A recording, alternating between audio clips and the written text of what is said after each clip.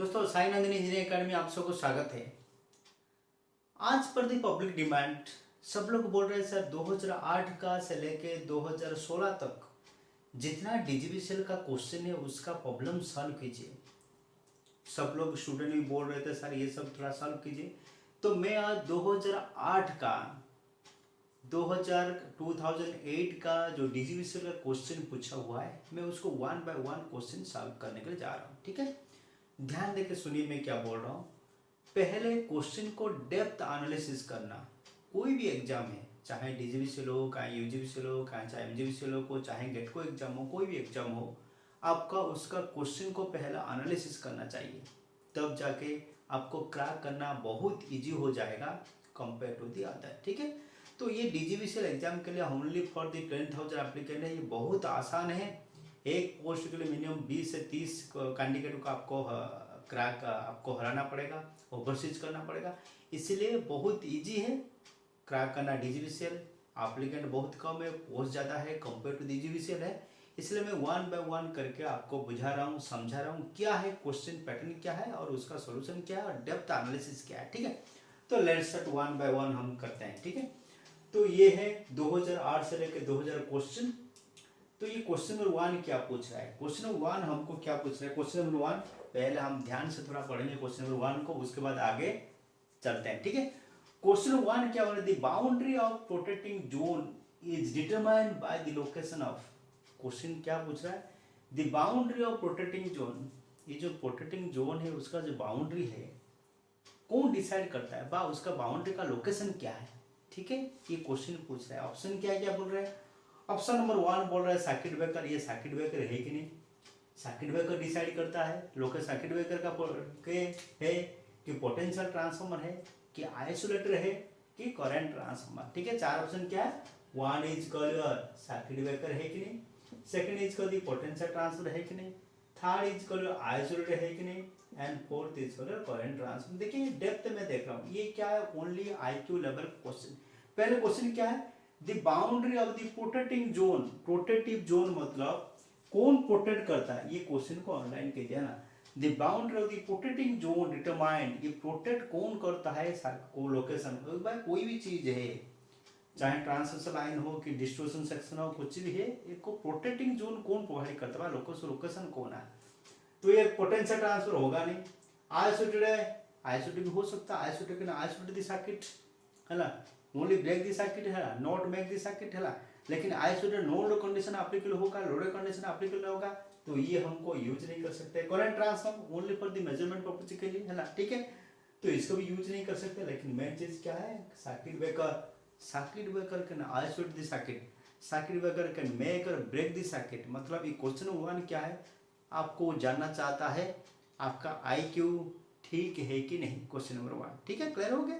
Then question number one का answer क्या है? क्वेश्चन नंबर का आंसर है ए, दी सर्किट ब्रेकर। ठीक है, देन हम जाते हैं question number two. Question number two में क्या पूछ रहा है? क्वेश्चन नंबर टू पूछ रहा है the transmission line having the resistance. समझिए ट्रांसमिशन लाइन, ट्रांसमिशन लाइन में रेजिस्टेंस है और रिएक्टेंस है, जो भी है, this is the transmission line. ठीक है, the transmission line having resistance of 18 ohm and the reactance of 12 ohm supplies a load of 5 megawatt। ये क्या है? ये लोड है। लोड कितना है? 5 मेगावाट का लोड है एट ए वोल्टेज भी। ये वोल्टेज भी सेंडिंग एंड वोल्टेज कितना है? Vs and the supply voltage is Vs and the sending end voltage is V। ठीक है, क्लियर हो गया। तो then what is the power factor of the load. ये पावर फैक्टर लोड क्या बोल रहा है, समझ में है ना, क्लियर हो गया है ना। आप क्वेश्चन कैसे कर सकते हैं है ना। सपोज आपको दिमाग लगाना है, देखिए आप ठीक से दिमाग लगाओगे तो आंसर आएगा। सपोज आप ज़्यादा दिमाग लगाओगे तो आंसर गलत आएगा। ठीक है, क्या है, कैसे हम दिमाग लगाएंगे ज़्यादा? सपोज जो बंदा गेट के लिए प्रिपरेशन करता है, बहुत सोचता है, तो ये बोलेगा यार क्या पूछ रहा है यार, ये ट्रांसमिशन लाइन मतलब ये शॉर्ट ट्रांसमिशन लाइन है क्या, मीडियम ट्रांसमिशन लाइन है क्या, कि लॉन्ग ट्रांसमिशन लाइन है क्या, कि नॉमिनल टी है क्या, नॉमिनल पाई है लिखा, क्या है यार क्वेश्चन क्या पूछ रहे। पावर का फॉर्मूला डाल देगा, power equal to E1 in E2 by X, ये भी डाल देगा। जितना sine power equal to E1 E2 by X in sine P equal E1 E2 by X in cot, क्या क्या फॉर्मूला वो डाल के पूरा छिंछतर कर देगा, लेकिन आंसर नहीं मिलेगा। इसलिए फॉर्मूला क्या, देखिए क्या पूछ रहे हैं वो, पावर फैक्टर पूछ रहे हैं ना, what the cos pi, power factor cos pi, formula क्या है, simple formula cos pi equal to r upon z, cos pi equal to r, ये है ना फॉर्मूला, सिंपल। मैं नहीं जा रहा हूँ, मैं लेमन लैंग्वेज, ये बेसिक इलेक्ट्रिकल इंजीनियरिंग में फॉर्मूला पता है, cos pi equal to r upon z by cos pi equal to r by z, ठीक है क्लियर है। तो R व्हाट इज R, ये कितना है, रेजिस्टेंस कितना है भाई 8 ओम, रिएक्टेंस कितना है 12 ओम, और the total reactance Z equal root over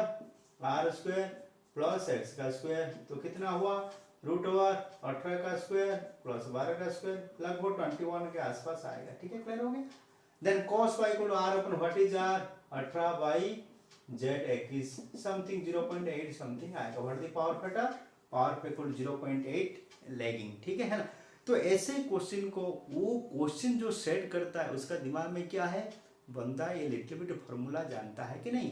suppose हम डीपली जाएंगे तो बहुत सारे क्वेश्चन गलत हो जाएगा, ठीक है क्लियर हो गया। देन आते क्वेश्चन नंबर 3, क्वेश्चन नंबर 3 का, क्वेश्चन नंबर 3 क्या पूछ रहा है हमको, क्वेश्चन नंबर 3 हमको क्या, क्वेश्चन नंबर क्या है, इन ऐसी ट्रांसमिशन लाइन, ये आपको समझ में आ गया। तो मैं वन बाय जो ले में लाएंगे, इसलिए कोई भी एग्जाम हो आपको ध्यान से क्वेश्चन को पढ़ना है। You can easily and precisely to read the question, पर आराम से ध्यान धैर्य के साथ आप क्वेश्चन को पढ़िए, क्वेश्चन क्या पूछ रहा है, what is the depth of the question, clear हो गया। देन क्वेश्चन नंबर 3 को हम जाने, तो पहला क्वेश्चन में क्या है, आपको IQ पता चल रहा है। सेकंड क्वेश्चन आपको क्या बता रहा है, ये बंदा फार्मूला को पता है कि नहीं, फार्मूला ठीक ठाक पढ़ा है कि नहीं, cos pi equal to r by z उसको पता है कि नहीं, ठीक है। थर्ड क्वेश्चन में आ रहा हूँ, third question is very very important, ये हमेशा एवरी एग्जाम में ये क्वेश्चन पूछता है।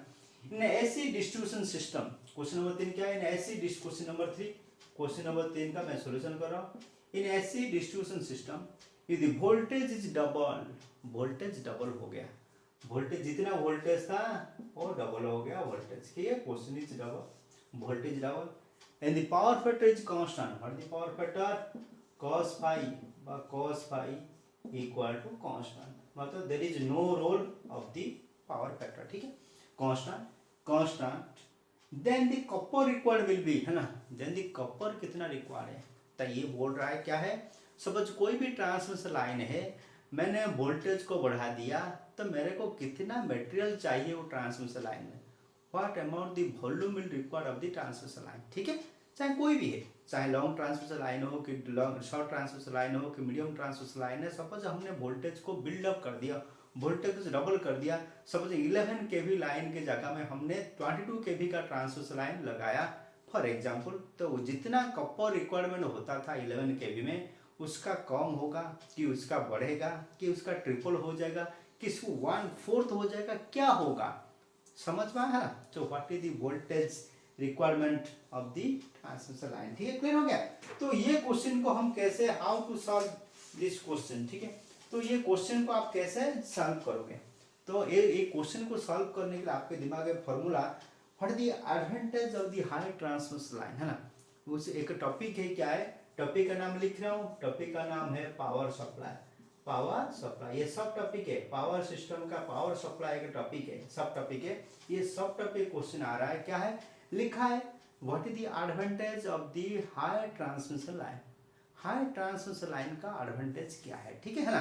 तो उसलिए हम लोग क्या करते हैं, वॉल्यूम रिड्यूस करेगा, कंडक्टर मटेरियल का रिड्यूस होगा, सपोज हम वॉल्यूम रिड्यूस करेगा तो कंडक्टर मटेरियल का उसका रिक्वायरमेंट भी लेस होगा, तो इसलिए एक फॉर्मूला आता है, the volume of the total volume of the conductor material required is, the total volume of the conductor material formula क्या है, formula equal to मैं लिख रहा हूँ 3p square rho into L by W into V square into cos phi square, है ना, ठीक है। So this is the power factor, what is this, this is the power factor, what is this, this is the volume, है ना, by voltage, sorry voltage, this is the weight, this is the power, this is the resistivity and this is length of the conductor, clear हो गया, हाँ। तो what is V, V is the volume, clear हो गया my dear, है ना। तो मैंने ये क्या किया, पावर कांस्टेंट को रखा कांस्टेंट, पावर को रखा कांस्टेंट, सारे कांस्टेंट है, एल भी कांस्टेंट है, रेजिस्टिविटी कांस्टेंट है, तो मतलब क्या है, the volume is direct equal to the 1 by voltage का स्क्वायर, समझ में आया। The volume, suppose you can keep constant all of this, then हमको क्या मिला, the voltage direct equals 1 by the volume direct equals 1 by voltage का square, है ना। मतलब जितना ट्रांसमिशन लाइन का वोल्टेज बढ़ाते बढ़ते जाएगा, the material should be reduce, समझ में आया, क्लियर हो गया, है ना। तो ग्रेटर द ट्रांसमिशन वोल्टेज, तो हमने नोट किया क्या, तो greater the transmission voltage lesser the conductor material required, जितना ज्यादा ट्रांसमिशन वोल्टेज बढ़ेगा lesser the conductor material will be कम होते होते जाएगा, क्लियर हो गया। तो मैंने क्या किया, व्हाट इज द क्वेश्चन क्या है, the voltage double, then what is the copper requirement, copper requirement become कितना है, कपल रिक्वायरमेंट कितना, डबल, ये डबल हो जाएगा, तो V direct equals 1 by 2V का स्क्वायर कितना होगा, V direct equals 1 by 4V square, ठीक है, 4V स्क्वायर ना। तो ये क्या है, पहला केस, दिस इज पहला केस, है ना, and this is second case, है ना। जितना वॉल्यूम रिक्वायरमेंट था उसका कितना हो गया, व्हाट इज दिस, तो V डायरेक्ट इक्वल्स 1 बाई 4, है ना, मटेरियल जितना मटेरियल रिक्वायरमेंट है उसका मटेरियल का 1 बाई 4 टाइम्स हो जाए, मतलब 1 बाई क्वार्टर, ठीक है, क्लियर हो गया। क्वेश्चन समझ ध्यान दिए, क्वेश्चन में क्या है, तो क्या है question, in AC transmission, in an AC distribution system, in an AC distribution system यदि वोल्टेज डबल हो गया and power factor is kept constant, then what is the copper requirement will come, है ना, the copper requirement और the volume of the, है ना, copper requirement मतलब volume है ना, वॉल्यूम कितना रिक्वायरमेंट है, 1 बाई 4 मतलब 1 क्वार्टर हो जाएगा, समझ में आया। What is the answer, answer is 3 का डी होना चाहिए, लेकिन ये ए मार्क रखा है, सम क्वेश्चन विल बी गलत, some question will be wrong and some question will be correct, ठीक है, हम उसको रेक्टिफाई करेंगे, ठीक है। तो व्हाट इज ए का आंसर क्या है, ए का आंसर 1 का ए है, सर्किट ब्रेकर है, 2 का आंसर क्या है 0.8 लैगिंग, 2 का डी है, 3 का कितना होना चाहिए, 3 का डी 1 क्वार्टर, है ना, जिन 1 क्वार्टर, मैंने आपको बोल रहा हूँ क्या है, ग्रेटर द ट्रांसमिशन वोल्टेज, जितना ट्रांसमिशन वोल्टेज बढ़ते बढ़ते जाएगा laser the conductor material is required, है ना, उससे कंडक्टर मटेरियल कम, ये मतलब नहीं जे पूरा कम हो जाएगा, तो ये अनुमत फार्मूला, ये फार्मूला का आंसर हम लोग जा रहे हैं, ठीक है, क्लियर हो गया।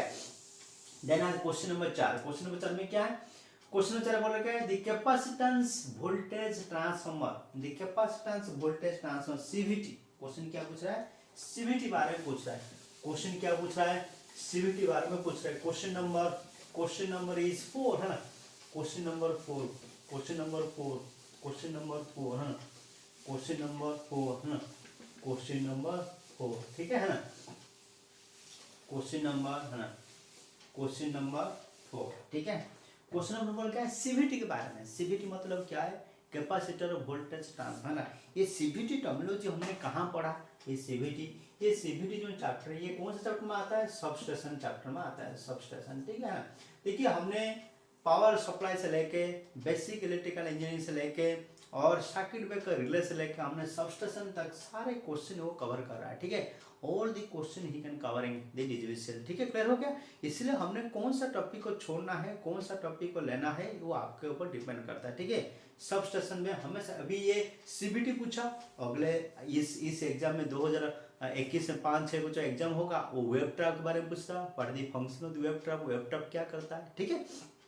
ऐसे क्वेश्चन आपको एनालाइज करके आप आगे बढ़ना है, ठीक है। क्वेश्चन नंबर 4, क्वेश्चन नंबर हम 4 को जाते हैं। क्वेश्चन नंबर 4 क्या बोल रहा है, पढ़िए क्वेश्चन नंबर 4, क्वेश्चन नंबर क्या है, capacitor voltage transformer by CVT is use to improve the power factor transmission line, ये किसके लिए यूज कर रहा है, पावर फैक्टर इंप्रूव करने के लिए यूज हो रहा है ना, reduce the losses of the transmission line का लॉसेस के लिए यूज कर रहा है ना, connect instrument of the LT side मतलब लो ट्रांसमिशन साइड, है ना, समझ में आया, connect the instrument on the LT side में ये कनेक्शन करने के लिए हम यूज कर रहे हैं। और क्या बोल रहे हैं, reduce the incidence of the over voltage surges on the transmission line का वो क्या करेगा, जो ट्रांजिएंट वोल्टेज को रिड्यूस करके लो वोल्टेज अप्लाई करने के लिए हम लोग इसको यूज करते हैं क्या, ये 4 ऑप्शन दिया है। पहले हम बुझेंगे सीवीटी है क्या हुआ, डू मीन बाय सीवीटी, देखिए ये सीवीटी का ये सीवीटी है, ये सीवीटी में डियर, है ना, ये एल है, ये है करंट, ये हम लोग यूज करते हैं, एक ट्रांसफार्मर, इसे ट्रांसफार्मर क्लियर हो गया? दिस इज योर ट्रांसफॉर्मर, ये एल है, ये C1 है, ये CVT है, ये ग्राउंड है, ये वोल्टेज टर्मिनल है, ठीक है? क्लियर हो गया? ये वोल्टेज टर्मिनल मैंने आपको हमेशा बताता I am always telling to you L and C do not leave to other. L husband होगा तो C वाइफ होगा। L and C हमेशा साथ साथ है। L के साथ C रहेगा ही रहेगा, R के साथ L रहेगा नहीं रहेगा, लेकिन L के साथ हमेशा C रहेगा। जिससे ट्यून सर्किट और दी ट्यून सर्किट बोलते हैं, जिस इसको ट्यून सर्किट और द एम्पलीफायर सर्किट और द रीजनल सर्किट बोलते हैं, L and C सर्किट। समझ में है ना? क्लियर हो गया? ये क्या अगर देखो दोनों कैपेसिटर को हमने सीरीज लगाया, दोनों कैपेसिटर को हमें सीरीज लगाया, C1 C2 ये L है, ये ट्रांसफार्मर है, ठीक है? ट्रांसफार्मर एल्टीटर्मिनल जो भी है, ठीक है? क्लियर हो गया? तो ये क्या करता है, व्हाट इज दी, जैसे आल्सो बोलो CCVT, दिस इज CCVT बोलते हैं ना, कपूल्ड कैपेसिटर वोल्टेज ट्रांसफर बोलते हैं ना। The other name of the CVT is also called CCVT, coupled capacitor voltage transformer, ठीक है? क्लियर हो गया? तो इसका मेन पॉइंट क्या है, सपोज सबस्टेशन में क्या होता है, ज़्यादा हाई ट्रांजिएंट वोल्टेज कम्स ना, बहुत हाई ट्रांजिएंट वोल्टेज आता है। सो इस ट्रांजिएंट वोल्टेज को रिड्यूस करने के लिए, ये ट्रांजिएंट वोल्टेज को रिड्यूस, कैपेसिटर क्या करेगा, स्पाइक दी ऑनवांटेड वोल्टेज। समझ में? ये अनवांटेड वोल्टेज को स्पाइक करने के लिए उसको रिड्यूस करके, है ना, उसको सप्रेस करके हमको लो वोल्टेज देगा। That is the main function of the CCVT। समझ में? ये क्या करेगा, व्हाट द ऑप्शन देखें, ये पावर फैक्टर इंप्रूव करने के लिए हम लोग यूज नहीं करते, लॉस पावर फैक्टर इंप्रूव करने के लिए हम लोग 3 चीज यूज करते हैं, सप्लाई स्टेशन में, मिड में और रिसीविंग स्टेशन में, ठीक है? तो रिसीविंग स्टेशन में हम लोग यूज करते हैं इंडक्शन मोटर को यूज करते हैं, कैपेसिटर बैंक यूज करते हैं, सिंक्रोनस कंडेंसर यूज करते हैं इंप्रूव दी पावर फैक्टर के लिए। ये हमारा CCVT का काम नहीं। Reduce the losses of the transmission line, transmission line को लॉस रिकॉर्ड करने के लिए हम लोग बंडल कनेक्टर यूज करते हैं, कोना लॉस, ये सब लॉस को करने के लिए, स्किनी ये सब डिफरेंट लॉस के लिए हम लोग बंडल कनेक्टर ऊपर ध्यान देते हैं, ठीक है? ये होगा नहीं। Then connect instrument on the LT side, LT side में ये इंस्ट्रूमेंट का कनेक्शन होगा नहीं, यहाँ भी कनेक्शन कर सकते हैं, ठीक है? लेकिन इसका काम क्या है, only for the reduce the unwanted voltage but reduce the instead over voltage surge को, ओवर वोल्टेज को सर्ज को रिड्यूस करके लो वोल्टेज को देना, उसका काम है। कौन सा, this is function of the CCVT, coupled capacitor voltage transfer, ठीक है? तो ये वोल्टेज डिवाइडर एप्लीकेबल हो जाएगा, है ना? वोल्टेज डिवाइडर एप्लीकेबल होगा तो वोल्टेज विल बी रिड्यूस्ड, ठीक है? क्लियर हो गया? ये हमारा क्वेश्चन नंबर 4। तो इसीलिए ये जो क्वेश्चन पूछा है DGVCL का, कितना कंसेप्ट अंदर जा रहा है, कितना फैक्चुअल क्वेश्चन पूछ रहा है कि कॉन्सेप्चुअल क्वेश्चन पूछ रहा है, आपको थोड़ा ध्यान देना है, ठीक है? क्लियर हो गया? ओवरऑल ऐसे मैंने DGVCL एग्जाम दूंगा तो मैंने सारे रट्टा मार दूंगा, जब भी उतर रट्टा मार देंगे कि राजपूत को रट्टा मार देंगे तो नहीं चलेगा मेरे भाई, है ना? तो बहुत सारे बंदे हैं ऐसे 5-6 किताब रट्टा मार के ही बैठा है, लेकिन अभी तक मैंने जो 200 इंजीनियर को तैयारी करवा दिया, वो 200 इंजीनियर लग गए मेरा, तो all are the not by heart the any question. समझ में? सब बाय हार्ट करने की जरूरत है, मैं जितना बोल रहा हूँ उतना कर दे। Only formula you to remember, you have to only formula you to remember and according to your concept will develop, है ना? फॉर्मूला के साथ देखो, क्वेश्चन नंबर 2 मैंने बताया था, ये volume equal to 1 voltage square, है ना? अरे भाई ये फॉर्मूला आपको नहीं पता होगा, ये क्वेश्चन को आपको आप बोल रहे यार कंसेप्ट कुछ है नहीं है, समझ में आ रहा? ओनली फॉर्मूला बेस, फॉर्मूला को पता चलेगा आपको कॉन्सेप्ट डेवलप हो जाएगा। हमने बचपन से पढ़ा 2 2 = 4, है ना? पहले हम रट्टा मारा, पहले हमको कोई कॉन्सेप्ट समझाया नहीं भाई। जब पहले हम 4 क्लास में थे, वो 4 स्टैंडर्ड में थे, 5 साल में थे, हमको 2 2 = 4, 2 2 = 4, 2 3 = 6, 2 4 = 8, ऐसा हमको रट्टा मरवाया। क्यों रट्टा मरवाया? क्योंकि हम आगे जाके उसको अप्लाई कर सकते हैं, ठीक है? इसलिए पहले आपको फॉर्मूला है याद रखना, उसके जहाँ पे कॉन्सेप्ट डेवलप होगा, ठीक है? क्लियर हो गया? मैं ज़्यादा बोल दिया। देन क्वेश्चन नंबर 5, क्वेश्चन को 5 हम चलते हैं, ठीक है? क्वेश्चन नंबर 5 का आपका, क्वेश्चन नंबर 5 का देखिए, क्वेश्चन नंबर 5 कहाँ से आया, क्वेश्चन नंबर 5 कहाँ से पूछा है, ठीक है? क्लियर हो गया? क्वेश्चन नंबर 5 क्या है? क्वेश्चन नंबर 5 को ध्यान देकर सुनिए, this is the conceptual question, ठीक है ना? क्वेश्चन नंबर 5 क्या है? A long distance over a transmission line, एक लॉन्ग डिस्टेंस, कोई पहले पढ़िए, लॉन्ग ट्रांसमिशन लाइन, ठीक है? क्लियर हो गया? ये पहले क्लू दे दिया, long transmission line, clear? A long distance over transverse line of 220 kV, कितना है 220 kV, assume that it is a long transverse line है क्या, assume क्या करना, ठीक है। A long distance over a transverse line of 220 kV rating to be protected against fault between phase and ground, ठीक है। हमने क्या करेगा, ग्राउंड फॉल्ट बिटवीन फेज और ग्राउंड, फेज और ग्राउंड के भी जो फॉल्ट है इसको प्रोटेक्ट करना है, ठीक। The fault resistance including that of the ground is found to vary over a wide range, ये जो फॉल्ट है बहुत ज्यादा एरिया में वाइड रेंज में फॉल्ट कवर किया है। Which one the following by the relay, कौन सा टाइप रिले हम यूज करके जो बेस्ट परफॉर्मेंस देगा, जो बेस्ट परफॉर्मेंस देगा इन ए सिचुएशन इंडिकेट अबव, ये जो इंडिकेट अबव कर रहा है कौन सा रिले हमको काम करेगा। देखिए long transmission line number 3 type का रिले हम जानते हैं भाई। 3 टाइप का रिले क्या है, one is called the mho relay, second is called the impedance relay and third is called the reactance relay, ठीक है, ठीक है। Mho relay it is long transmission line में यूज होगा, इंपेडेंस रिले होगा शॉर्ट ट्रांसमिशन लाइन में, ठीक है, क्लियर हो गया है ना। और इन बिटवीन रिएक्टेंस रिले हम यूज कर सकते हैं, ठीक है, ये हो गया।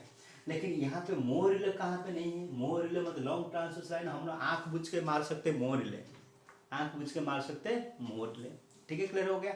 लेकिन ये लॉन्ग, ये मोर रिले नहीं है, मतलब इंपेडेंस रिले भी हम यूज नहीं कर सकते, इंपेडेंस रिले भी, इंपेडेंस रिले कहाँ यूज करता है, शॉर्ट ट्रांसमिशन लाइन में हम यूज करते हैं इंपेडेंस रिले, ठीक है, क्लियर हो गया। ये पहला कौन सा ऑप्शन हमको डिलीट कर दिया, इंपेडेंस रिले को हम डिलीट कर दिया, ये नहीं होगा। Over current relay, over current relay मतलब क्या है, समझ कहाँ पे ओवर करंट ओवर हो गया, ओवर करंट रिले कहाँ पे होगा, शॉर्ट सर्किट होता तो ओवर करंट रिले यूज करते, लेकिन यहाँ पे ग्राउंड फॉल्ट है, समझ में आया, क्लियर हो गया। ग्राउंड फॉल्ट भी करंट भी ज़्यादा हो सकता है, कहाँ पे अर्थिंग हो गया, कहाँ पे अर्थिंग हो गया तो फॉल्ट भी वो भी यूज कर सकते हैं, लेकिन यहाँ पे अप्रोप्रिएट नहीं है। And difference relay with percentage bias, यहाँ क्वेश्चन नहीं होता डिफरेंस रिले यूज करना, कोई कहाँ पे डिफरेंस नहीं आ रहा, तो क्वेश्चन कहाँ आ रहा है, रिएक्टेंस टाइप डिस्टेंस रिले। हम लोग ये देखिए एर्थ फॉल्ट जो होगा हम लोग यूज करेंगे रिएक्टेंस रिले, याद रखना है ना, समझ में। चाहे लॉन्ग ट्रांसमिशन लाइन हो कि शॉर्ट ट्रांसमिशन लाइन हो कि मीडियम ट्रांसमिशन लाइन हो, जब एर्थ फॉल्ट का आया reactance relay use only for the earth fault condition. Earth fault मतलब फेज टू न्यूट्रल है ना, फेज टू हो गया ना, एर्थ फॉल्ट हो गया, एर्थ फॉल्ट बोल रहा है ना, against the fault with phase and ground, phase ground मतलब एर्थ फॉल्ट है ना, तो कहाँ है, दैट मींस ये this is the appropriate answer for the reactance. ये आपको क्या करना पड़ेगा, अरे यार ये हाँ लॉन्ग ट्रांसमिशन लाइन है, ये मीडियम ट्रांसमिशन लाइन है, ये शॉर्ट ट्रांसमिशन लाइन है, ये एर्थ फॉल्ट में यूज कर reactance, so what the appropriate answer, see the appropriate answer. हम क्या यूज करते हैं, रिएक्टेंस टाइप डिस्टेंस रिले हम यूज करते हैं, कौन सा, जिससे आंसर इज 4/5 का सी है ना, क्वेश्चन नंबर 5 का सी, ठीक है, क्लियर हो गया। तो ऐसे क्वेश्चन को आप ऐसे आंसर दे सकते हो, इसलिए आपको क्या करना पड़ेगा, ओनली प्रैक्टिस आप जब करोगे, ये डिफरेंट है तो क्वेश्चन जब प्रैक्टिस करोगे तो अब ये होगा, ठीक है, क्लियर हो गया। हाँ, देन क्वेश्चन नंबर 5 को जाते हैं, क्वेश्चन नंबर 6 क्या है, ये बोला a 3 phase breaker is rated at 5000 MVA, कितना भेज भाई 5000 MVA है ना, at 110 kilovolt, it's making current कितना है, पढ़ दी मेकिंग करंट। मेकिंग का फार्मूला क्या है, मेकिंग करंट फार्मूला क्या है, the formula the making current equal 2.55 into breaking current, ये फार्मूला मेकिंग करंट फार्मूला में ओनली ब्रेकिंग करंट, ठीक है, what the breaking current equal to √3 into V into I, है ना formula, √3 into V and I, clear हो गया। तो √3 into V कितना है 110 इनटू I इक्वल टू कितना है भाई 5000 MVA। Then we can I निकालिए, व्हाट इज I हमने इसमें निकलता है something 26 point something 26.24। Then what is making current 26.24 into 2.55, ये आ रहा है 45 किलो एम्पियर, ठीक है ना, और the answer is 45 kilo ampere, ठीक है ना, the making current equal to 45 kilo ampere, ठीक है। तो ये से देखिए मैंने यह क्या लिखा कुछ है ना, मैंने ओनली फॉर्मूला याद रखा, what is formula, the making current equal 2.55 into breaking current, only formula you can remember, not more than that, this is not a conceptual question only for the factual data question, है ना। सब जो बंदा ये formula को रटा नहीं मारा ये आंसर कर नहीं पाएगा। जो बंदा 2 नंबर क्वेश्चन को फॉर्मूला रटा नहीं मारा कर नहीं पाएगा। 3 नंबर क्वेश्चन फॉर्मूला जाना नहीं वो आगे नहीं बढ़ेगा। 2 नंबर 3 नंबर क्वेश्चन तो सॉल्व नहीं कर पाएगा, ठीक है। तो इसलिए which is most important, the most important is we can remember the formula based question, समझ, दिस इज फैक्चुअल डाटा, समझ में है ना, क्लियर हो गया। तो ये सपोज आप नहीं करोगे you are the out of race. Suppose इसमें आपको तुक्का, सपोज मैंने बताया था इंजीनियरिंग एग्जाम में तुक्का नहीं मानने का। सपोज आपको तुक्का, आपको पता है appropriate answer, you can correct it, otherwise we can lift it. Suppose आपका आंसर पता नहीं है आप छोड़ सकते हो। इसमें तुक्का मार के 0.5 मार्क गवाना, है ना, you can deduct 2.5 mark, 0.25 mark, 1/4 negative mark है ना, आपको अच्छा नहीं लगेगा, ठीक है, क्लियर हो गया। This is question number 6। Then question number 7, question number 7 is a very very factual data. Very factual मतलब only for the remember the, आपको याद रखना पड़ेगा, ठीक है, क्लियर हो गया। हाँ, then question number 7, question number 7 क्या बोल रहा है, for a transmission line operated at 50 kV and above, 50 kV से अबव हम ट्रांसमिशन लाइन ऑपरेट कर रहा है, it is advisable to use, कौन सा टाइप की इंसुलेटर हम, ये कौन सा चैप्टर में आता है, इंसुलेटर में आता है। क्वेश्चन नंबर 6 कहाँ पे कौन सा चैप्टर में आता है, सर्किट ब्रेकर में आता है, ठीक है, circuit breaker chapter relay circuit breaker में आता है, ठीक है। ये क्वेश्चन नंबर 7 क्या है, दिस इज द इंसुलेटर में आता है, कौन सा type of insulator, pin type insulator कहाँ पे यूज करते हैं हम लोग, up to 33 kV, more than 33 kV होगा तो कहाँ यूज, कौन सा टाइप इंसुलेटर यूज करते हैं, सस्पेंशन टाइप इंसुलेटर यूज करते हैं। Natural which is answer, this is the suspension type insulator, ठीक है, ठीक है। Strain type insulator, strain type insulator हमने कंडक्टर एंड वो भी अप टू 33 लो वोल्टेज में यूज करते हैं, अप टू 33 kV तक हम यूज करते हैं, पिन टाइप इंसुलेटर, ठीक है। और second type strain type insulator, ठीक है। Then most type insulator is more than 50 kV, more than 33 kV से अबव होगा तो हम यूज करते हैं 60 suspension type insulator. Each disc 66 kV के डिजाइन का, ये ना सस्पेंशन टाइप इंसुलेटर, जैसे all are the suspension type insulator है ना, तो ईच kV 66 kV, ये ना ईच डिस्क है ना 11 kV तक डिसाइड किया, more than 66 kV, more than 60 kV, each disc 11 kV, each disc 11 kV design क्या है, ठीक है, क्लियर हो गया। ये छोटा मोटा चीज आपको याद रखना है, ठीक है। देन क्वेश्चन नंबर 8, क्वेश्चन नंबर 8 क्या है, which material used for the controlling chain reaction nuclear reaction, है ना, न्यूक्लियर रिएक्शन में चेन रिएक्शन करने के लिए which metal used for controlling chain reaction, chain reaction को कंट्रोल कौन कंट्रोल रोड यूज करते हैं, कैडमियम रोड यूज करते हैं, थोरियम नहीं, thorium is a emissive material, uranium है कि थोरियम, हेवी वाटर हम नहीं यूज करते हैं, बेरिलियम बेरिलियम हम यूज नहीं करते, कैडमियम यूज करते हैं, नहीं तो बोरॉन यूज करते हैं, ठीक है, कैडमियम और boron to use the control rod, ठीक है। क्वेश्चन नंबर 8 तक मैंने डिस्कशन कर दिया। क्वेश्चन नंबर यहाँ जो क्वेश्चन नंबर 8 तक हमने कहाँ कंक्लूजन पहुंचा, हमने कंक्लूजन पहुंचा only remember the formula, only remember the factual data, ठीक है। हमको 60 क्वेश्चन से आंसर देना है मेरे डियर, 60 क्वेश्चन से मिनिमम 50 से 55 हमको लेके आना है। सपोज 50-55 से कम है, 50 और 55 से कम है, you are the out of race, समझ में आया। सारे लोग जीपीएससी के लिए तैयार नहीं करते हैं, सारे लोग यूपीएससी के लिए तैयार नहीं करते हैं, किसी का टेक्निकल स्ट्रॉन्ग होगा, किसी का नॉन टेक्निकल स्ट्रॉन्ग होगा, जिसका टेक्निकल स्ट्रॉन्ग होगा नॉन टेक्निकल स्ट्रॉन्ग नहीं हो सकता, जिसका नॉन टेक्निकल स्ट्रॉन्ग होगा टेक्निकल स्ट्रॉन्ग नहीं हो सकता, है ना। और दोनों का सपोज स्ट्रॉन्ग है, सपोज कोई एक्सपीरियंस बंदा होगा, 5 साल 6 साल का तैयारी किया होगा, चाहे गेट का एग्जाम तैयारी किया होगा, कि इंडियन इंग्लिश से तैयारी किया होगा, कि जीपीएससी तैयारी किया होगा, कि यूपीएससी तैयारी किया होगा, वो दोनों स्ट्रॉन्ग होगा, ठीक है। तो इसलिए हमको ईच एवरी क्वेश्चन को हमको ध्यान देके हमको टिक मारना पड़ेगा, ठीक है, क्लियर हो गया। देन क्वेश्चन नंबर 9 देखिए, क्वेश्चन नंबर ये आगे क्वेश्चन है, the most appropriate, question number 9 हम आगे चलते हैं ना, क्वेश्चन नंबर 9 क्वेश्चन नंबर 9 क्या है, द मोस्ट अप्रोप्रिएट, क्वेश्चन में क्या है, the most appropriate operating speed in RPM for generator use in thermal nuclear hydro power plant, ये सबको पता है ना, thermal nuclear hydro power plant, है ना। थर्मल न्यूक्लियर पावर प्लांट है कि हाइड्रो पावर प्लांट है, दी आरपीएम लगभग सेम कांस्टेंट रहता है, ठीक है ना। But the hydro power plant heavy low head and low speed type भी हम जब अप्लाई कर सकते हैं, ठीक है, क्लियर हो गया।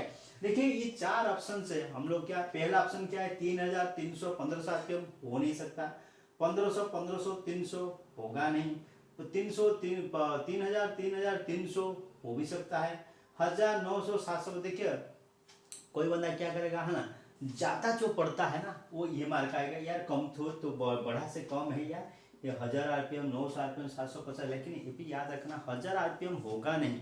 सपोज फॉर्मूला क्या, NS = 120F/P, NS = 120F/P, ठीक है, नंबर दी पोल है ना। रिपकल फ्रीक्वेंसी क्या है 50 हर्ट्ज।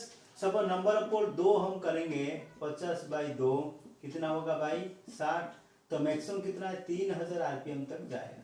ठीक है, क्लियर हो गया, क्लियर हो गया, क्लियर हो गया। पोल तो रखना पड़ेगा, अभी ब्रशलेस पोललेस आ गया, ब्रशलेस आ गया है ना। लेकिन सपोज हम 4 पोल यूज करेंगे 120 × 50/4 कितना होगा 1500 RPM, मतलब 1500 RPM तक जाएगा ही जाएगा। तो इसमें दोनों में कौन सा है, ये दोनों क्वेश्चन तुक्का रख सकते हैं ना, लेकिन ये होगा नहीं 1500, लेकिन 300 नहीं होगा। ठीक है ना, मतलब 4 पोल है ना, तो आंसर ये दोनों में आपको चूज करना पड़ेगा C और B, लेकिन which appropriate answer the high speed, मतलब मैक्सिमम कितना स्पीड तक जाएगा 3000 RPM तक जाएगा। तो 300 M के लिए हम लोग इसको यूज कर सकते हैं। ठीक है, what is the appropriate answer 9 का C। ठीक है, तो which of the following statement is correct? Steady state stability limit is greater than to the transient stability.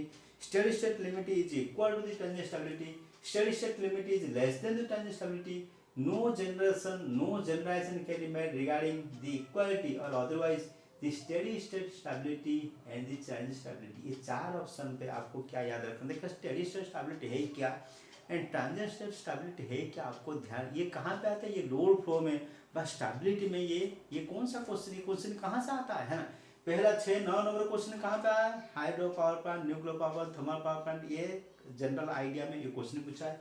Question number 10 में क्या है, ये स्टेडी स्टेट स्टेबिलिटी और transient stability load flow analysis में क्वेश्चन आया है ना, स्विंग इक्वेशन, लोड फ्लो, ये क्वेश्चन आया गया। नेचुरल क्या है, what is steady state stability और the transient stability. Steady state stability माने का ट्रांजिएंट स्टेबिलिटी क्या है, सपोज ह्यूज डिस्टर्बेंस होगा and attend to the normal position, समझे, this is also called transient stability. Steady state stability में तीन type का स्टेबिलिटी है, steady state stability, dynamic stability and the transient stability. Steady state stability मतलब slow distance होता रहता है, कभी डिस्टेंस होगा फिर फंक्शन हो जाएगा, कभी डिस्टेंस होगा फंक्शन हो जाएगा, ऐसे से है। नेचुरली क्या है, the steady state stability is more than compare to the transient stability. ठीक है, ट्रांजिएंट स्टेबिलिटी होगा तो प्रॉब्लम खराब होगा, मशीन पेशेंस और डैमेज होने का चांसेस ज्यादा है। ठीक है, क्लियर हो गया।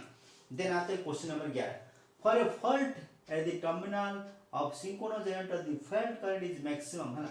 for a fault at a terminal synchronous generator, suppose synchronous generator terminal में fault हुआ, the fault current is maximum for कौन सा fault current maximum है, double line to ground fault है कि लाइन टू ग्राउंड फॉल्ट है कि 3 phase two ground fault है, 3 फेज टू ग्राउंड फॉल्ट है कि लाइन टू लाइन फॉल्ट है। ये सबसे सीवियर फॉल्ट होगा 3 phase two ground fault, that is the symmetrical fault हम लोग बोलते हैं। कहाँ पे होगा, ये ट्रांसमिशन लाइन में होगा। लेकिन सिंक्रोनस जनरेटर में जब ये जनरेटर कटाएगा, नेचुरली जनरेटर में है कोई भी रोटेटिंग डिवाइस होगा कि अल्टरनेटर हो, जनरेटर हो कि डीसी मशीन हो, तो इससे मैक्सिमम की ट्रांसफॉर्मर हो, maximum earth fault is arise है ना, तो एर्थ फॉल्ट इज अराइज, ये आपको थोड़ा आईक्यू ध्यान रखना। लाइन टू ग्राउंड फॉल्ट होगा तो maximum current at the terminal. ठीक है, the fault current is maximum, चाहे सिंक्रोनस जनरेटर हो कि सिंक्रोनस मोटर हो कि ट्रांसफॉर्मर हो कि रोटेटिंग डिवाइस हो, ग्राउंड फॉल्ट व एर्थ फॉल्ट हमेशा ज़्यादा इसमें होता है। 3 phase ground fault rarely happen. ठीक है, क्लियर हो गया, ये आपको ध्यान देना है। सपोज कहाँ पानी मार दिया तो कहीं पानी चला गया है ना, नेचुरल ये अलग बात है, लेकिन नॉर्मली इसे एर्थ थ्रू ग्राउंड फॉल्ट हमेशा होता है। Maximum for the fault current is maximum हमेशा ground line to ground fault होता है। ठीक है, क्लियर हो गया है ना, ये question number 11। Then question number 12 आते हैं। Question number 12 is a very important question है।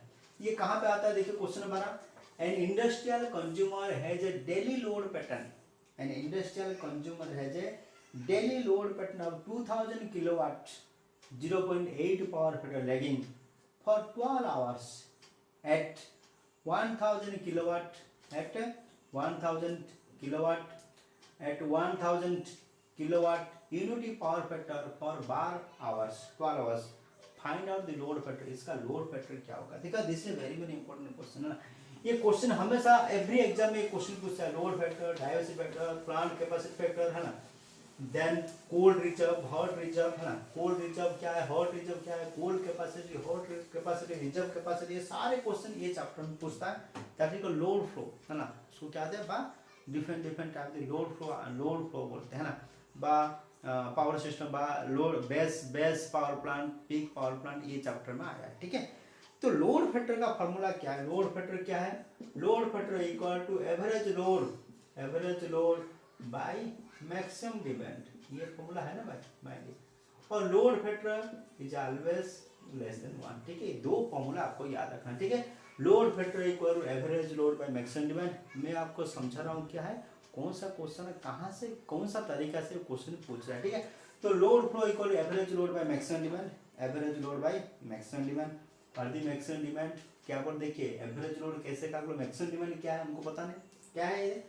N industrial consumer has a daily load pattern, और डेली लोड पैटर्न मतलब अरे भाई उसको डेली चाहिए, मतलब उसका डिमांड कितना है 2000 किलोवाट, 0.8 लैगिंग पर 12 घंटा, समझे। तो मैक्सिमम डिमांड क्या है 2000 किलोवाट उसको डेली चाहिए, दिस इज मैक्सिमम डिमांड। ठीक है, व्हाट इज एवरेज, ये तो आता है यार 1000 किलोवाट यूनिट पावर पर 12 घंटा है ना, समझ, डेली है ना, डेली हमको इतना मिलता है लेकिन हमको डिमांड क्या है, हमको इतना चाहिए है ना। तो what is the load factor, simply है ना। तो लोड फैक्टर को एवरेज लोड, डिमांड फैक्टर क्या है, एवरेज लोड क्या है 1000 into 1 into 12 by 2000 into 0.8 into 12 है ना, तो what is 0.6, the load factor equal maximum 0.6 I think. ठीक है, the load factor equal 0.6 less than 1 है ना, समझ में आया है ना, क्लियर हो गया, ये आपको ध्यान देना, the load factor equal 0.6। Then question number 13, question number देखो, ये क्वेश्चन को क्या है, ये आपको थोड़ा, ये क्वेश्चन सब लोग कर नहीं पाएंगे, किसी गलत करके आए, कोई 0.7, कोई तिक्का मारेगा 0.75 मारेगा, कोई 0.5 मारेगा, ऐसे तुक्का मार का आएगा। ठीक है, क्लियर हो गया, सब 1000 बाई 2000 0.5 आ गया, इसको मल्टीप्लाई नहीं करेंगे। ठीक है, क्लियर हो गया, समझ में, ऐसे करके भी आंसर कर सकते हैं। ठीक है, तो कोई आंसर गलत करेगा, कोई आंसर सही करेगा। देन क्वेश्चन नंबर 13, हम क्वेश्चन नंबर 13 को जा रहे हैं। ठीक है, 3 फेज 11 kV, ये थोड़ा दिमाग का क्वेश्चन है। ठीक है, ध्यान दीजिए है। क्वेश्चन नंबर 13 क्या है, देखो ये कौन सा चैप्टर में कवर कर रहा है, हम पूछ रहे हैं ये कौन सा चैप्टर को कवर कर, ऑल चैप्टर इज कवरिंग, सारे चैप्टर को ये कवर कर रहा है ना। क्वेश्चन नंबर 13 क्या है, क्वेश्चन नंबर 13 कहाँ पे आता है ना, क्वेश्चन नंबर 12 कहाँ है, लोड फैक्टर में है ना, ये सब load factor, average demand, average load, maximum demand, diversity factor, ये प्रॉब्लम, ये सब टॉपिक में आया है। ठीक है, question number 13, A 3 phase 11 kV 50 hertz 200 kilowatt load has a power factor 0.8 lagging. A Dell connected 3-phase capacitor. A Dell connected 3-phase capacitor used to improve the power factor to unity. The capacitance per phase of a capacitor in microfarad कितना होगा, microfarad कितना होगा, clear हो गया है ना। देखिए क्या क्वेश्चन पूछ रहे हैं मेरे भाई है ना, ये 3 फेज ट्रांसमिशन लाइन है। ठीक है, 3 फेज ट्रांसमिशन लाइन है, पहले ध्यान देना 11 kV कितना है, 11 kV का ट्रांसमिशन लाइन है, कितना है 3 फेज है, कितना हर्ट्ज है 50 हर्ट्ज है। ठीक है, 50 हर्ट्ज, लोड ये कितना लोड कितना है 200 मेगावाट का ये लोड है, सॉरी 200 किलोवाट का ये लोड है। पावर फैक्टर कितना है 0.8 power factor lagging. And delta connected है 3 phase capacitor is to improve the power factor है ना। हमने क्या है डेल कनेक्शन किया है ना, तो डेल कैपेसिटर बैंक हमने कनेक्शन किया पावर फैक्टर इंप्रूव करने के लिए, पावर फैक्टर को इंप्रूव करने हमें डेल कनेक्शन किया। ये कैपेसिटर कैपेसिटेंस कितना है, ठीक है, ये क्वेश्चन पूछ रहा है ना, क्लियर हो गया, ये समझ में आ रहा है मैं क्या बोल रहा हूँ ना, समझ में आया मैं क्या बोल रहा हूँ। ये तो क्वेश्चन क्या पूछ रहा है, 3 phase 11 kV 50 hertz 200 kilowatt load has a power factor of 0.8 lagging. A Dell connected 3 phase capacitor to use improve the power factor to unity. The capacitance per phase of the capacitor, the capacitor per phase of the capacitor microfarad कितना होगा। ठीक है, ये question कहाँ से आया, ये question पूछा है पावर फैक्टर इंप्रूवमेंट के लिए, पावर फैक्टर इंप्रूवमेंट चैप्टर में आया है, ठीक है। पावर फैक्टर इंप्रूवमेंट चैप्टर भी ये डिफरेंट स्टेजेस है, डिफरेंट स्टेजेस है, different formula. Power factor improvement में चैप्टर में जाओगे, P इक्वल टू 10⁵1 माइनस 10⁵2 है ना, ये क्वेश्चन है, फार्मूला है, ठीक है ना। P इक्वल टू 10⁵1 माइनस 10⁵2, फिर उसके बाद कैपेसिटर करंट निकालोगे, फिर करंट फेज निकालोगे, है ना, फिर रिएक्टेंस केवीआर फार्मूला निकालोगे, फिर ये केवीआर आपको इक्वेट करोगे, इक्वेट करने के बाद कैपेसिटेंस का वैल्यू निकलेगा, ठीक है। क्लियर हो गया, ये जनरल है ना, ये पावर फैक्टर इंप्रूवमेंट के चैप्टर में आप जनरल में, ठीक है। सपोज कोई बंदा पावर फैक्टर इंप्रूवमेंट का चैप्टर का नहीं पढ़ा होगा, सिंपल आपने 3 फेज सर्किट पढ़ा होगा, सिंपल है 3 फेज सर्किट पढ़ा है। 3 फेज सर्किट में फार्मूला क्या है, डेल्ट कनेक्शन क्या बोल रहा है, a 3 phase 11 kV 50 hertz 200 kilowatt load है, the power factor of 0.8 a delta connected 3 phase capacitor, a delta connected 3 phase capacitor, है ना, ए डेल्टा कनेक्शन है 3 phase capacitor used to improve the power factor, है ना, to improve the power factor. ये power factor को improve करने हम delta use करेंगे, तो यूनिटी है ना, यूनिटी पावर फैक्टर यूनिट तक इंप्रूव कर हम लोग व्हाट इज दी कैपेसिटी की, है हम लोग क्या करेंगे, है ना, व्हाट इज पहला केस में क्या, पहले व्हाट इज cos ∅1 कितना 0.8, ठीक है ना, देन व्हाट इज cos ∅2 कितना है 1, what is power equal 200 kilowatt, ठीक है, ये फार्मूला है ना। देन व्हाट इज केवीआर का फार्मूला आप, तो व्हाट इज P, तो फार्मूला क्या है, P equal to power equal 3 VPH IPH into cos ∅, power equal to 3 VPH IPH into cos ∅, power factor कितना यूनिट है ना, पावर फैक्टर इनटू कर दिया। तो उसमें हमने जब स्टार कनेक्शन होगा कि डेल्टा कनेक्शन होगा, the line voltage equal two phase voltage, लेकिन ये डेल्टा है कि स्टार है हमको कुछ दिया नहीं, ठीक है ना, क्लियर हो गया, ये हमसे ध्यान रखना। जो नहीं दिया है वो can current this the phase voltage, phase कितना है 11 kV यदि फेज वोल्टेज आप ले सकते हो, ठीक है, क्या delta connection line voltage equal two phase voltage, ठीक है, क्लियर हो गया, है ना। तो इसमें आपको I पावर इक्वल टू क्या है V इंटू आई, आप I ले सकते हैं, I इक्वल टू पावर है V, I equal to power है V, then you can formula I equal to V by XC, है ना, XC कैपेसिटी रिएक्टेंस है ना, तो ये होगा क्या है फॉर्मूला 2πfc इंटू V, तो ये current equal 2πfc into V, इसमें आपको फ्रीक्वेंसी पता है, वोल्टेज पता है, करंट आप यहाँ से निकालोगे, then you can use the capacitor C आप निकाल सकते हैं, ठीक है ना, क्लियर हो गया, है ना। तो ऐसे आप यूज करके हम लोग कैपेसिटर यूज कर सकते हैं, ठीक है। तो इसका आंसर शायद इसका आंसर 1 वो मैंने कनेक्शन किया तो can calculate 3.948, the answer will be 3.948, you can calculate it, देख लेना, ठीक है ना। देन क्वेश्चन नंबर 14, हम क्वेश्चन नंबर 14 को जाते हैं, ठीक है। Question number 14, question number 14, question number 14, ठीक है, क्लियर हो गया। ये जो क्वेश्चन को आप पहले ध्यान देना, कैसा को देखिए, ये क्वेश्चन को आप सपोज क्वेश्चन नंबर 13 आप आ गया, सपोज आपके पास कम टाइम है, you can leave this question, आप आपका दिमाग में ये घुस नहीं रहा है, वो सिंपल लीव द क्वेश्चन, है ना, समझ में ना। आपको 5 क्वेश्चन छूट है, आपको मेरे को 60 से 55 लिखा है, मतलब 5 क्वेश्चन आपको छूट है, वी कैन लेफ्ट इट, ठीक है, क्लियर हो गया।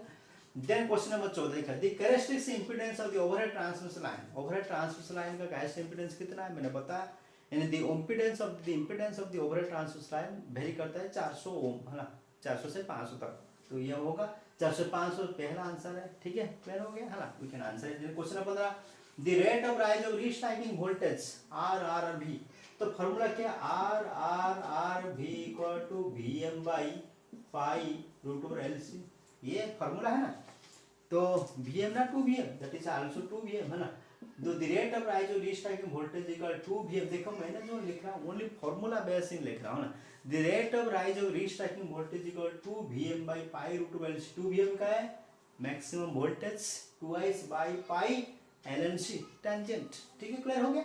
तो the rate of rise of restriking voltage depends किसको डिपेंड करेगा, सिस्टम वोल्टेज ओनली, ये सिस्टम वोल्टेज को डिपेंड करेगा कि नहीं, स्विचिंग कंडीशन है, स्विचिंग कंडीशन, ये स्विचिंग कंडीशन डिपेंड करेगा ओनली कि क्या है, ओनली लिख दिया, ये ओनली लिख दिया ना, ये ओनली में प्रॉब्लम है, ठीक है, ये ओनली में प्रॉब्लम है।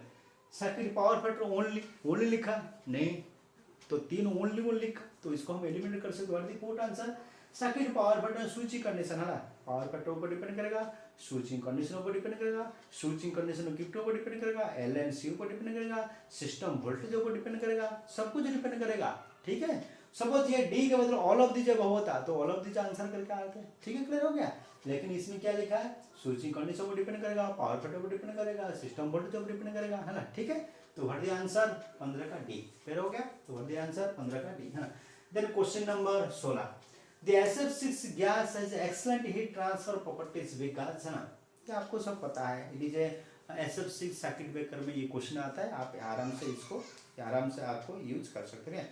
देन आते हैं क्वेश्चन नंबर 17, जो वेरी वेरी इंपॉर्टेंट क्वेश्चन है ना। ये क्वेश्चन नंबर 17 आपको क्या है, कंफ्यूजन करने के लिए, आपको दिमाग को दही करने के लिए क्वेश्चन दिया है। क्वेश्चन नंबर 17 देख लीजिए, question number 17, question number 17, question number 17, question number 17 क्या है, ये दिमाग को दही करने के लिए क्वेश्चन नंबर 17 दिया है। क्वेश्चन नंबर 17 क्या दिया है, the trip coil of the circuit breaker is connected through the CT ratio, है ना। कह रहे हैं सर्किट ब्रेकर किसको कनेक्शन हुआ है, CT ratio. What is CT ratio, CT ratio equal to 50:1। ठीक है, क्लियर हो गया, है ना। The normal line current, normal line current कितना है मेरे भाई, 160 एम्पियर है। ठीक है ना। सर्किट ब्रेकर ऑपरेट कितना होगा, 125% ऑफ नॉर्मल लाइन करंट। ये नॉर्मल लाइन करंट का 125% पर डिपेंड करेगा, है ना। द ट्रिप मैकेनिज्म, है ना, the trip mechanism should be set to upper the trip current. ये करंट जो ट्रिप हम कैसे, कौन सा किस तरह में सेट करेंगे, वो ट्रिप करेगा सर्किट, बट ट्रिप नहीं करेगा, बट ट्रिप कर सकता है। ठीक है, द ट्रिप मैकेनिज्म। इसमें क्या देखिए, हमेशा याद रखना क्वेश्चन क्या पूछ रहा है ना। देखो इसमें ये टोटली कंसेप्ट है, ये टोटली कंसेप्ट क्वेश्चन है। मैं आपको नहीं बोल रहा ये मैं नहीं बोल रहा हूँ ये formula based question, formula based question है। Formula drives to the concept. ठीक है, क्लियर हो गया, है ना। फॉर्मूला ड्राइव्स टू दी, कितना है देखिए, हमेशा दी पिकअप करंट, हमने प्लग सेटिंग मल्टीप्लायर जब बताया था करंट ट्रांसफर, एक क्वेश्चन आगे है, what the plug setting multiplier, है ना। What is the pickup current, the pickup current equal to the fault current by the fault current into the CT ratio, है ना। समझ में आया, है ना। तो ये जो ट्रिपिंग मैकेनिज्म किसको पर डिपेंड करेगा, कितने परसेंटेज वो CT रेशियो पर डिपेंड करेगा, है ना।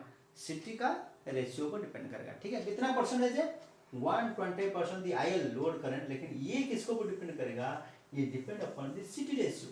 समझ में आया, क्लियर हो गया, है ना। तो 125% मतलब 100 इंटू ये इसका रेशियो, ये रेशियो का सेकंड टर्मिनल, है ना। करंट ट्रांसफर सपोज इसको 400/5 देता, तो उसमें क्या है, 125% ऑफ दी ये CT का secondary current 5 ampere per depend करता है ना। लेकिन CT रेशियो क्या दिया है, 50/1, मतलब इसे 1 है, सेकेंडरी करंट कितना 1 है, समझे। तो 125 into 1 मतलब 1.25 एम्पियर।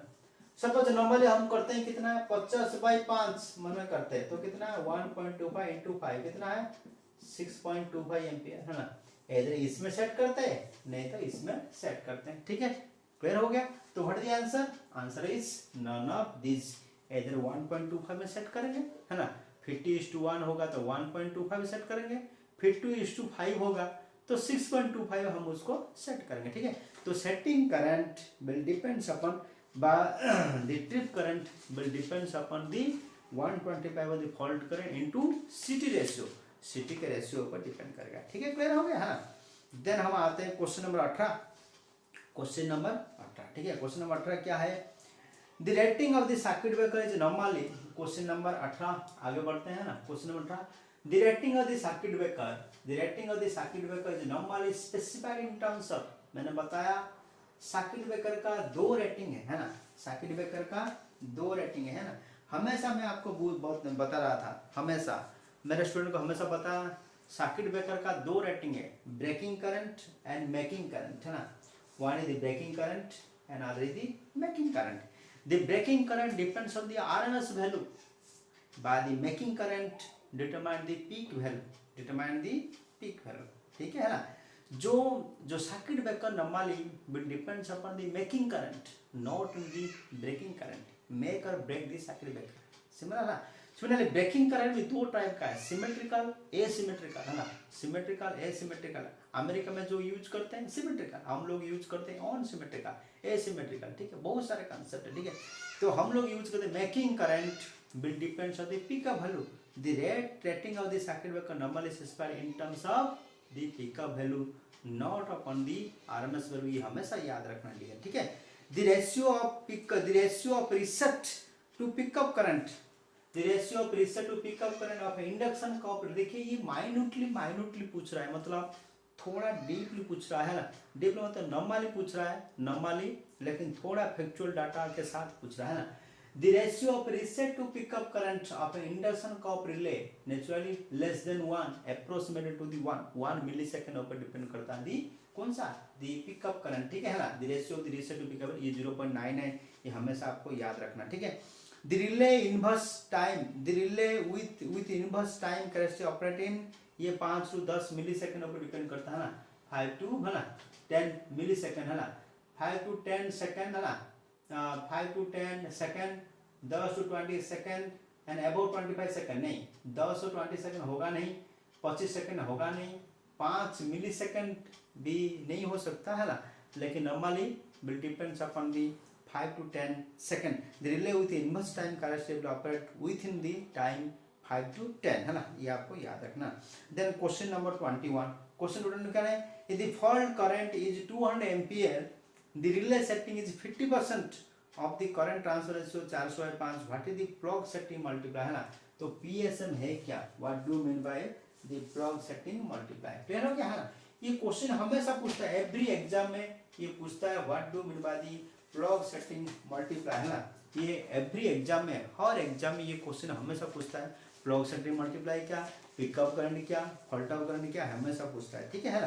तो प्लग सेटिंग मल्टीप्लाई क्या है, what do mean the plug setting multiply, plug setting multiply का फॉर्मूला आपको याद रखना। क्वेश्चन क्या पूछ रहा है ना, question 21, if the fault current is 200 ampere, the relay setting is 50% and the current transfer ratio is 400/5, what the plug setting multiplier PSM, है ना, PSM क्वेश्चन, PSM क्या है, what the plug setting multiplier, ये formula based question है। मैंने आपको बताया 2008 से जो क्वेश्चन 2008 से लेकर 2016 तक मैं क्वेश्चन कवर करूंगा, लेकिन 2008 का जो क्वेश्चन है तो 2017 का 16-17 का जो क्वेश्चन है बहुत डिफरेंस है। 2016-17 में इलेक्ट्रिसिटी एक्ट 2-4 क्वेश्चन पूछ लिया, कौन सा किसका हेडक्वार्टर वो थोड़ा जीके पर्सन थोड़ा पूछ लिया, लेकिन 2008 और 14 में जो क्वेश्चन है पूरा कॉन्क्रीट क्वेश्चन है, पूरा क्वेश्चन में दम है, क्वेश्चन में दम है, और question only for the factual question, है ना, नॉट कॉन्सेप्चुअल, है ना, फॉर्मूला बेस्ड कॉन्सेप्चुअल क्वेश्चन, है ना, फॉर्मूला बेस्ड कॉन्सेप्चुअल क्वेश्चन, ठीक है, ये आपको याद रखना।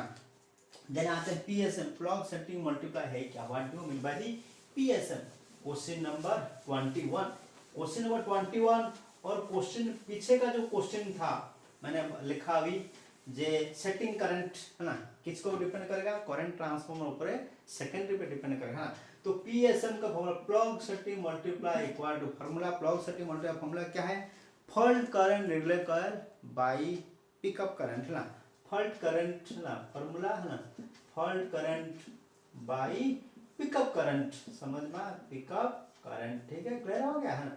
ये पिकअप करंट किसको डिपेंड करेगा, पिकअप करंट डिपेंड्स अपॉन, है ना, द पिकअप करंट किसको डिपेंड करेगा, सेटिंग कितना परसेंट सेटिंग है, 50%, है ना, समझ में, है ना, 50%, है ना, fault current will depends upon, है ना,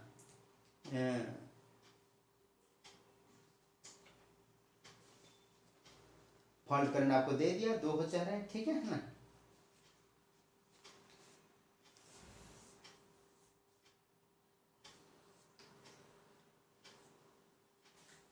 %50 सिटी, है ना, 50% सिटी मतलब क्या है, 50% सिटी 50/50, 50%, है ना, इंटू 5 कितना हुआ, 2.25, है ना, बेसिकली पिकअप करंट, है ना, then you can divide it, है ना, देन डिवाइड कीजिए, है ना, 2000/2.25 इंटू रेशियो 80, तो आएगा 10 एम्पियर, ठीक है ना। ये हमेशा रिप्लॉग 30 मल्टीप्लाई इक्वल टू हमेशा, ये हमेशा क्वेश्चन पूछता है ना। कभी कभी ये 125% दे देगा, है ना, कभी कभी ये देगा फॉल्ट करंट को बढ़ा देगा 1000 कर देगा, नहीं तो 4000 कर देगा, ये परसेंटेज रिले सेटिंग को बढ़ा देगा, ऐसे करके क्वेश्चन घुमा फिरा क्वेश्चन पूछता है ना। ये क्वेश्चन आपको ध्यान दे के रखना, ठीक है, क्लियर हो गया है ना। तो मैंने आपको, है ना, ठीक है, मैंने आपको यहाँ तक 20 क्वेश्चन मैंने आपको सॉल्व किया। 20 क्वेश्चन से 2008 का मैंने 20 क्वेश्चन सॉल्व किया। 20 क्वेश्चन से आपको प्रॉब्लम क्या चल रहा है, मैंने 21 क्वेश्चन सॉल्व किया। 21 क्वेश्चन से हम प्रॉब्लम क्या, हमने क्या अचीवमेंट किया, जे question factual question and formula based conceptual question पूछ रहे हैं, ठीक है ना। तो आपको क्या करना पड़ेगा, मैं आपको ट्रिक बता रहा हूँ, how to compete the DGVCL exam हो कि यूजीवीसीएल एग्जाम हो कि आने वाले गेट को एग्जाम को आप कैसे कम्पीट कर सकते हैं ना। कम्पीट करने के लिए आपको कोई भी एक किताब उठाओ, है ना, कोई भी एक किताब उठाओ, चाहे पे जेबी गुप्ता का क्वेश्चन बैंक उठाओ, कि वीके मेड का क्वेश्चन बैंक उठाओ, कि राजपूत को क्वेश्चन बैंक उठाओ, एक ही किताब उठाओ, है ना। सपोज आप बोल रहे सर मैं वीके मेड का क्वेश्चन पढ़ रहा हूँ, ओके, वेल एंड गुड है, तो वीके मेड का क्वेश्चन आप पढ़ दीजिए। कि बोल रहा मैं जेबी गुप्ता वही क्वेश्चन को, वही बुकलेट को आप 10 बार पढ़िए, है ना, 10 बार पढ़िए, है ना। एक किताब 10 बार पढ़ने का जितना नॉलेज है और 100 किताब एक बार पढ़ने में उतना ही नॉलेज होगा, ठीक है, क्लियर होगा। इसलिए 100 किताब पढ़ोगे आपको कन्फ्यूजन होगा, इसलिए एक किताब पढ़िए। मैं आपको रेकमेंड कर रहा हूँ, आप जेबी गुप्ता पढ़िए, 1 बाय 1 पढ़िए, है ना, क्लियर हो गया। उसके साथ साथ क्वेश्चन के साथ आंसर रट्टा मार के जाइए, कॉन्सेप्ट के साथ और फार्मूला के साथ आप जाइए, है ना। फार्मूला पहले क्या करोगे, स्टेप नंबर 1 सारे फार्मूला एक क्वेश्चन लिख दीजिए, फिर उसके अनुसार आप क्वेश्चन में जाइए, उसके अनुसार किताब के जाइए, you can easily crack the any competitive exam, ठीक है। Thank you.